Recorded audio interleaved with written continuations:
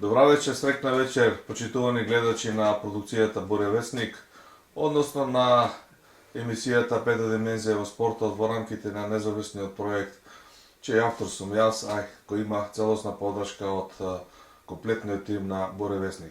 Ова што пред малку го видовте, овие инсерти, овие мотиви, овие фудбалски несреќни моменти на нашата репрезентација, на нашите момчиња, се случуваа вчера вечер на фудбалската арена Тодор Проевски во Скопје. Во фудбалот секогаш е потребно да бидете подготвени, да имате сила, да издржите, да сте психофизички во полналет. Меѓутоа, од секогаш, од памтивек, од кога постои фудбалската игра, требало да ве послужи и фудбалската среќа. Понекогаш таа е на страната на едниот тим, понекогаш е на другиот тим. Во однос на нашата фудбалска репрезентација сме имале прилики во минатото, во овие скоро речиси 30 на години, да ги видиме и двете изданија на фудбалската Фортуна. Меѓутоа, во понеделникот вечерта, во последниот надпревар од Лигата на нациите, кога на Скопската трева гостуваше фудбалската репрезентација на соседна Бугарија, навистина немавме среќа, немавме фудбалска среќа и не успеавме да го извадиме поразот, односно да ја спасиме честа, барем со нерешен резултат. Тоа пак од друга страна не значи дека од овој надпревар не оставаме простор за фудбалска критика, за некои недоследности, како од аспект на тактиката и поставеноста на играчите, така и од аспект на она што дел од нашите репрезентативци на моменти го демонстрира, да кажам посебно за црвениот картон, кој некако беше карактеристичен и мислам дека долго ќе го памтиме, бидејќи ќе објаснам во текот на емисијата, според мене и според видувањето на тимот на Буревесник, кој е креатор на оваа емисија, воопшто немаше потреба за таков старт на средината на теренот и за тој црвен картон кој мислам дека беше ковен во однос на конечниот резултат.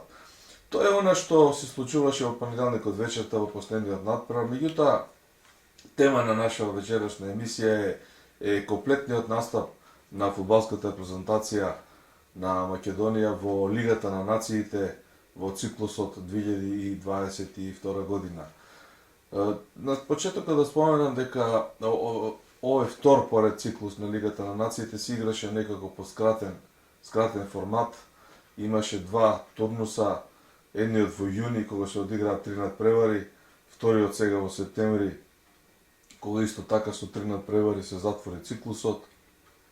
Во нашата група од 4 репрезентации Грузија е на првото место, со победата во Скопје Бугарија изби на второ место, Македонија е трета и на последното место во нашата лига, односно во нашата група е репрезентацијата на Гибралтар. Она што го кажавме во однос на надпреварот со Бугарија и би сакал да почнеме, што се вели, по поинаков редослед, по поинакво гледање на надпреварите, што се вели од назад па нанапред. Значи, еден навистина надпревар кој предизвика доста набој, не само од фудбалски аспект, тука имаше многу други елементи кои беа на некој начин поврзани со фактори, со случувања кои немаат ни толку блиска допирна точка со фудбалската игра. Не и се снимале такви случаи во минатото, меѓутоа мислам дека има неколку аспекти кои треба да се одбележат кога е во прашање овој надпревар, ово гостување на фудбалската репрезентација на Бугарија во Скопје, каде што би рекол на некој среќен начин, иако не може сепак е спортски да се каже, на победата на гостите не треба да им се гледа во зави, исто како што не треба ни на нашите фудбалери да им се наоѓаат некои, да кажам, нецелисходни или неаргументирани забелешки кога е во прашање нивната желба, нивното трчање, нивното залагање, посебно во вториот дел во второто полувреме кога бугарите беа ставени во нивниот 16-тник, имаше еден обрч околу голот нивни, меѓутоа за жал топката не сакаше да влезе во гол. Тоа се токму тие моменти кои ќе ги видиме во текот на емисијата и кои ќе се подсетиме. И секако полека ќе ни се сублимира заклучокот дека ете немавме навистина фудбалска среќа, фортуната не беше на наша страна. На неколку пати кога сите дори ја видовме топката веќе во голот на бугарската репрезентација, кога мислевме дека ете го анулиравме тој хендикеп на играш помалку, со залагање, со срце, би рекол и така не по баш добриот терен за игра, наквасен со малку вода во текот на целиот надпревар врнеше ситен дожд. За жал, ниту Алиевски, ниту другите напаѓачи навистина немаа среќа нивните удари да завршат зад грбот на противничкиот голман. Мислам дека овој надпревар го имаше својот почеток на крајот некаде во 15-та минута кога нашиот фудбалер Тодоровски доби црвен картон. Ајде малку да се посветиме на тој момент од еден поинаков агол и да видиме што навистина се случи во оваа момента, која според наша проценка многу битно влијаеше на понатамошниот тек на играта и на конечниот резултат. Се играше 14-та, 15-та минута, активностите на теренот се одвиваа некаде на средината, без некоја конкретна акција или некаков залет или некаква, да речеме, опасна ситуација или конкретна акција за било каков изведување на некаков напад или постигнување гол. Во една таква ситуација нашиот Тодор Тодоровски по мене направи потек кој можеби е непромислен, можеби е несреќен, можеби и од еден аспект можеме да најдеме еден мал милион причини за да го оправдаме. Меѓутоа, во секој случај, мислам дека тоа е малку и незнаење, немање концентрација, па и немање искуство со еден така високо подигната нога, иако мислам дека немаше апсолутно никаква намера од негова страна, не де Боже за некаква повреда или груп старт. Меѓутоа, во секој случај, тој старт над противничкиот играч, над бугарскиот репрезентативец, предизвика едно негово маестрално би кажал во навод паѓање на тревата и австријскиот судија немаше дилема дека ова е за црвен картон. Со тој потек Тодоровски ги остави своите другари на со играч помалку, да кажем, на едно цедило, на една мака, каде што богоми на таков тежок терен тешко се затвара тој простор, тешко се покриваат тие недостатоци по таа страна, иако искрено речено нашиот селектор Благоје Милевски брзо реагираше на тоа и со една измена повлекувајќи играч од самиот шпиц, од самиот напад, зборуваме за Трајковски, внесување на друг играч алтернатива за да се затвори тој простор тука некаде на средината, успеа да го на некој начин анулира овој непромислен, би рекол, во секој случај и лош потек, лош старт на Тодоровски, иако пак ќе повторам, немаше намера. Зборувајќи за таа пета димензија, сепак има, како да кажем, олеснителни околности, бидејќи нити е прв пат вакво нешто да гледаме на фудбалските терен, уште помалку прв пат кога е фудбалската репрезентација на Македонија. Лично се потсетив на првиот надпревар во квалификациите за европско првенство далечно 1994 година во Скопје против Данска, тогашниот европски шампион, кога нашиот капитен Дарко Панчев имаше многу сличен потек, иако беше удар со лак тогаш, ми се чини, не беше со ѓон, па доби црвен картон и ја остави репрезентацијата исто така на цедило со играч помалку. Во секој случај, анализата на тимот на Буревесник покажува дека овој потек не беше воопшто потребен, немаше потреба да се направи таков старт на некаде на средината на теренот, каде што нема никаква опасност за гол, нити има некоја акција по која би можеле да примиме гол или да дојде во прашање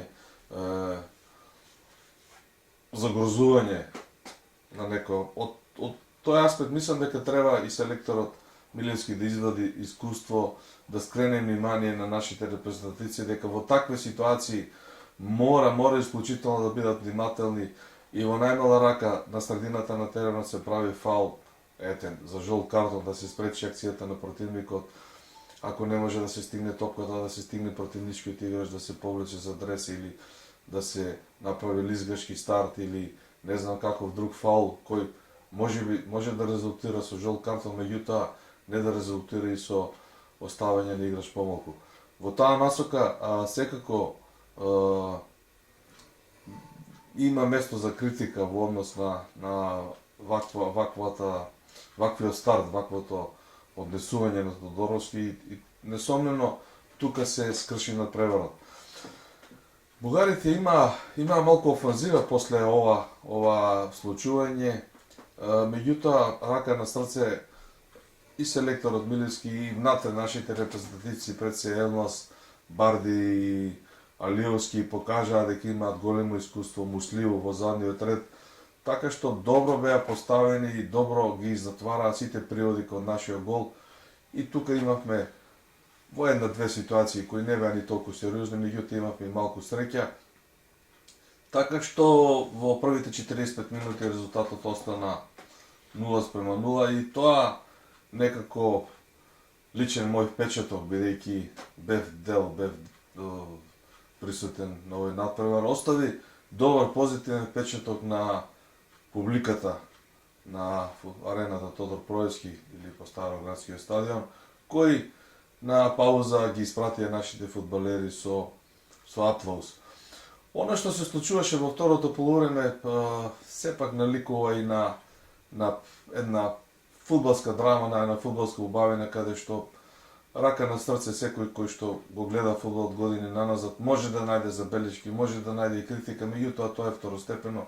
Првостепено беше желбата на нашите момчиња да ја задоволат пред се публиката, да го задоволат аудиториумот и да многу нешто од себе, иако имаше периоди кога играта и паѓаше. Нормално противникот беше и подобар и во една таква ситуација кога бевме во пол налет, по мене, по моје видување исто мал непромислен гест, едно покажано повторно неискуство кога сите тргнавме во напад, не остана никој освен Барди, ми се чини позади во дефанзива, евентуално да го спречи контрнападот. Противникот, бугарите изведоа брз контрнапад, не толку прецизен и ефикасен. Меѓутоа, во сето тоа беше, последниот завршен удар беше од непосредна близина, така да нашиот голман Столе Димитриевски не можеше да реагира. Гол, чист, заслужен гол на бугарите. Пред тоа и после тоа, Македонија имаше еден куп шанси, посебно после преминиот гол, кога им следуваа уште неколку замени на некои позиции, се размади играта, имаше поинаква поставеност, малку живна и публиката, која навистина добро ги бодреше нашите репрезентативци и немаше место за критика упатени од трибините кон нив. Се тргна на се или ништо. Еве и сами ги гледате овие удари на Алиевски, имаше муслив удар со глава по изведен корнер. Топката веќе одеше во голот кога бугарскиот репрезентативец изведе од самата гол линија. На неколку пати шутевите завршија во непосредна близина на двата дирека, и лево и десно имаше удари. Имаше конкретна ситуација на фрлање од десната страна меѓу два наши фудбалери.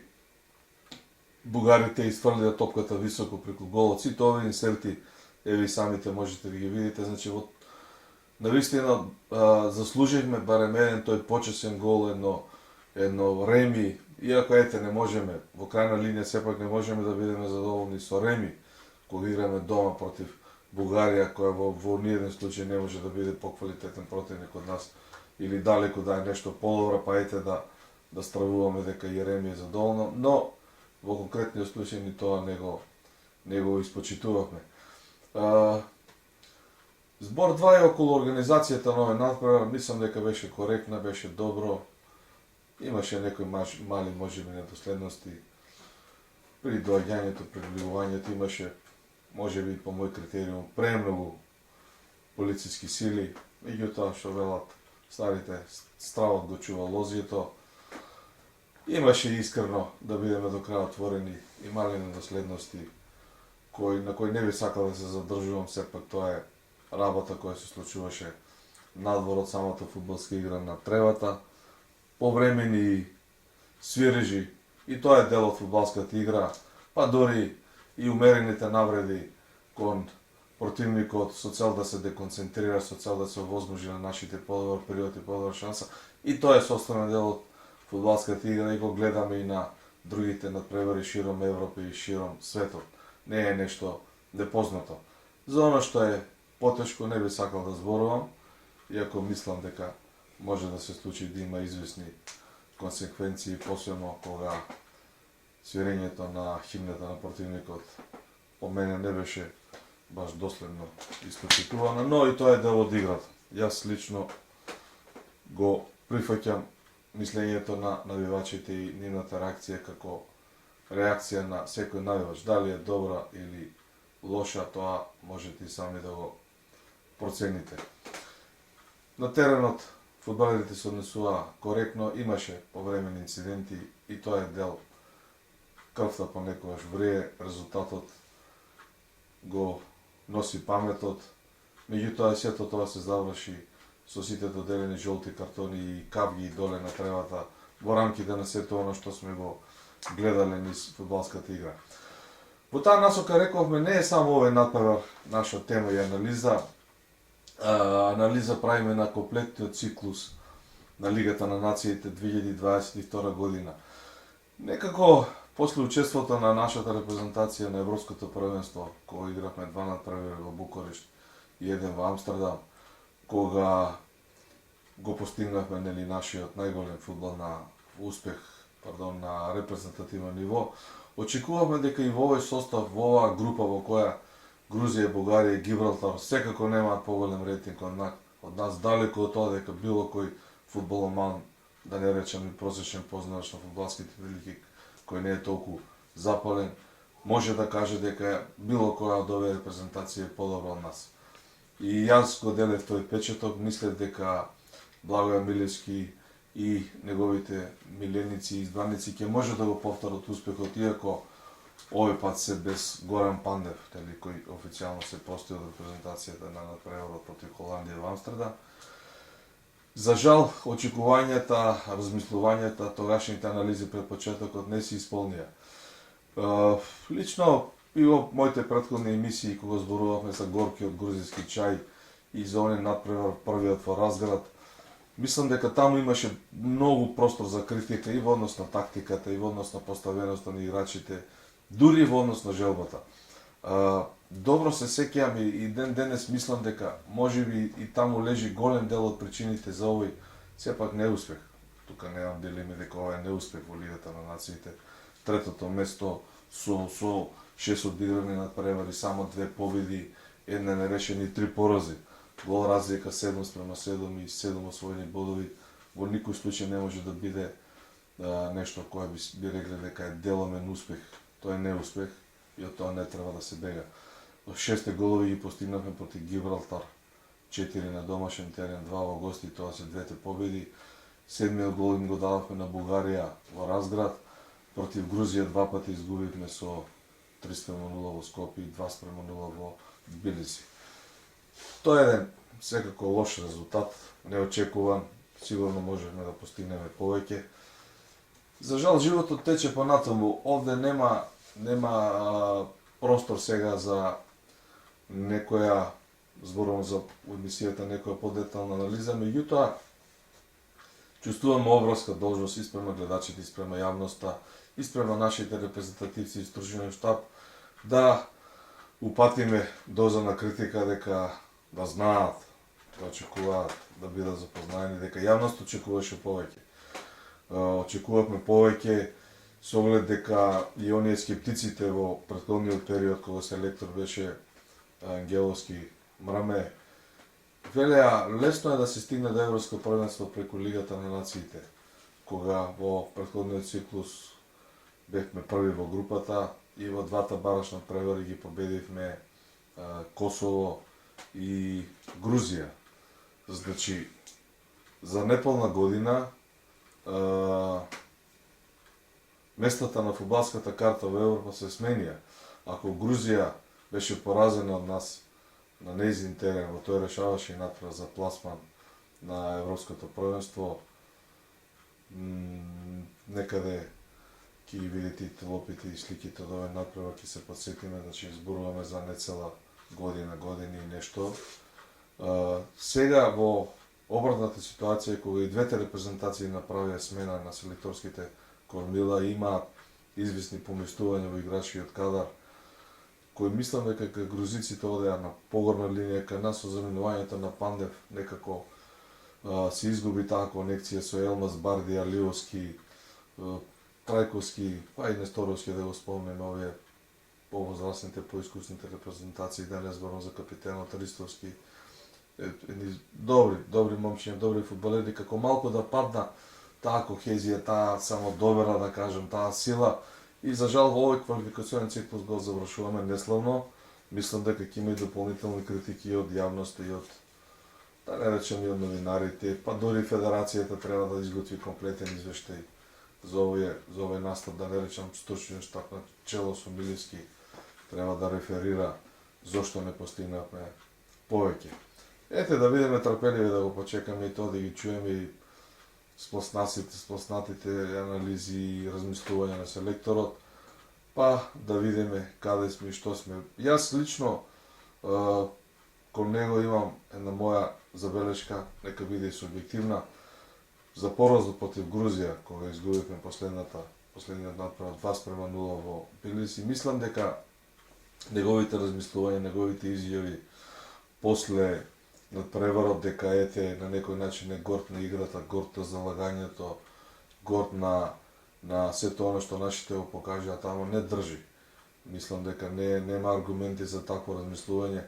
Поразот е пораз, не дека сега ние ќе вадиме нешто од подмаса, да не речам, новинарски оружје или некои, не дај Боже, погребни зборови за нашите репрезентативци. Меѓутоа, секој треба да има умерена критика и во однос на репрезентацијата и во однос на тактиката. Против Грузија во Тбилиси пред последниот надпревар одигравме 20-30 минути, а надпреварот се игра 90 минути. Значи не може да се подпираме на добрата игра на тие 30 минути, а да загубиме со 2:0. Слично и со Бугарија во Скопје 0:1. На сите овие шанси кои ги видите, условно кажано, во воената шпица, сепак топката да не влезе во мрежата и изгубивме 0:1. Не може да има оправдување, има олеснување, има олеснителни околности, има аргументи дека нема забелешка во однос на залагањето, желбата, храброста, трчањето, на потењето на репрезентативниот грб. Тоа е се окей, меѓутоа пораз е пораз, неуспех е неуспех, пласман е пласман. Останува запишено дека сме трето место и тоа е дефинитивно неуспех. Во однос на оваа Лига на нации уште би додал дека испуштивме шанса за континуитет. Мислам дека сепак и во дечкото наше трио во репрезентацијата, според мене, Елмаз, Барди и Алиовски, тројци играчи кои настапуваат во добри клубови, да не го заборавам голманот Столи Димитриевски, извореден голман, извореден карактер, кој навистина во една силна лига, во една силна фудбалска земја како што е Шпанија, стекнува и се бори и заслужува голема почит и висок рейтинг. Значи имаме еден костур 4-5, можеби 6 играчи сега, овие помладите се уште се така во некоја фаза каде што можеби треба се уште да созреваат и да се покажат, да не го заборавам Адеми, извореден играч кој недостасуваше на превод со Бугарија, очигледно тоа испуштив, да го кажам.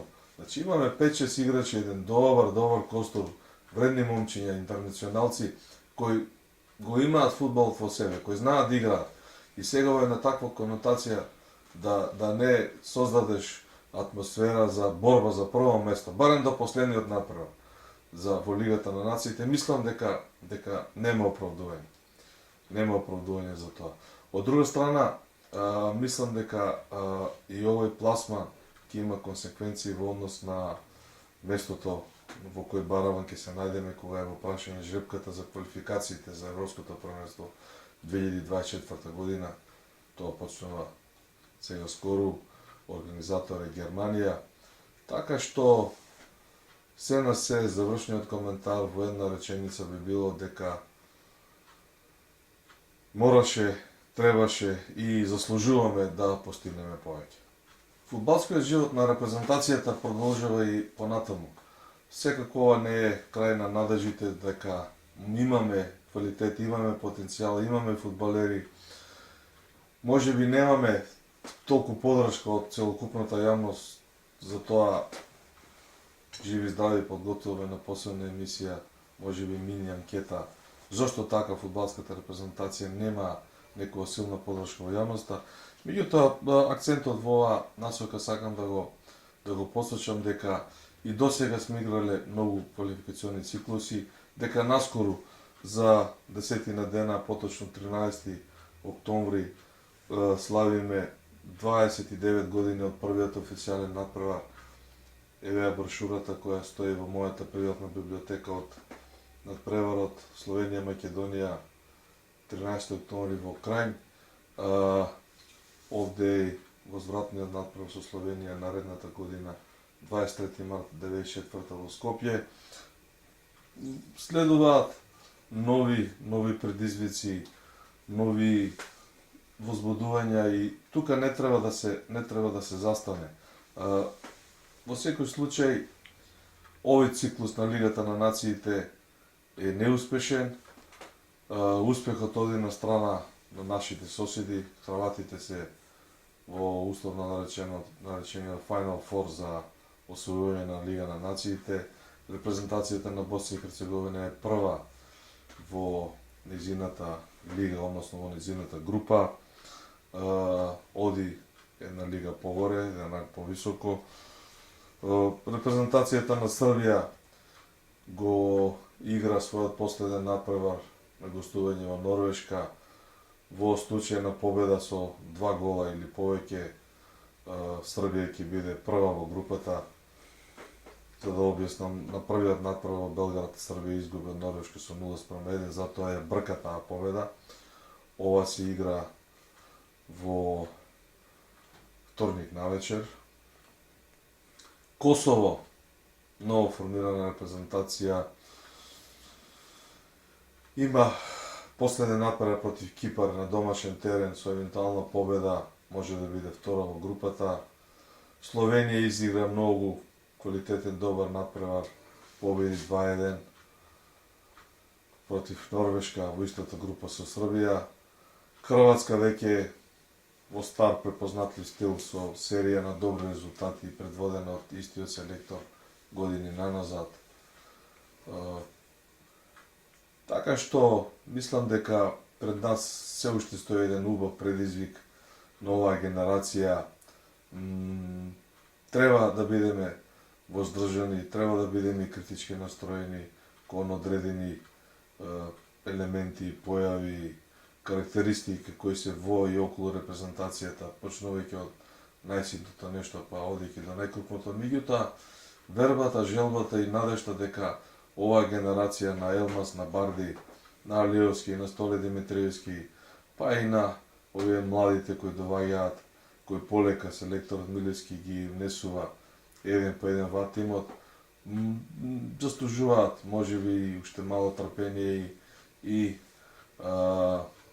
дел од нив да се обидат да се докажат во наредниот квалификационен циклус за Европско првенство.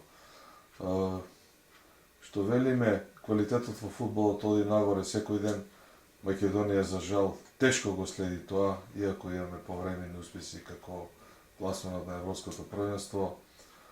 односите во и околу репрезентацијата, да не речем во и околу федерацијата, се уште се така дискутабилни, проблематични, нестабилни или не знам како да се изразам, како да нема кохезија, да нема подршка од целата јавност на целата таа структура, повеќе се присутни од стормните стрели насочени кон сите овие сегменти, отколку некоја искрена критика и подршка. Така што во такви да кажам, раздрмани, нестабилни околности, тешко е да се предвиди нешто во наредниот квалификационен циклус кој брзо ќе почне. Една порака само и до стручниот штаб, значи не треба на победите да им се радуваме премногу и тогаш да сме расположени да даваме изјави и пофалби, него треба да имаме доблести во случаевите кога сме можеле повеќе. Ете, пак ќе се вратам на тој надпревар, првиот во Разград, кога Бугарија беше зрела да прими 3-4 гола од нашата репрезентација на нивни терени, да ќе нисаме со еден убедлив триумф и 3 бода во овој циклус на Лигата на нациите. Ние со некоја проблематична тактика во стилот нати го дај ми го без преголем ризик, изигравме само 1:1 и тоа во продолжение ни се врати како бумеранг. Значи, треба да играме на победа од првиот надпревар, да играме на победа дали против Италија и против Германија во група или против Грузија, Гибралтар или Исланд, сеедно. И само така, само со таков привод можеме да очекуваме нешто повеќе во наредниот квалификационен циклус. Да се надеваме дека ќе имаме прилика да го видиме и ова и дека можеме да очекуваме во наредниот настап нашата фудбалска репрезентација да биде едно скалило погоре и со играта, и со однесувањето, и со потезите, и што е најважно со резултатите. Довидување до сите гледачи на продукција Боре Весник.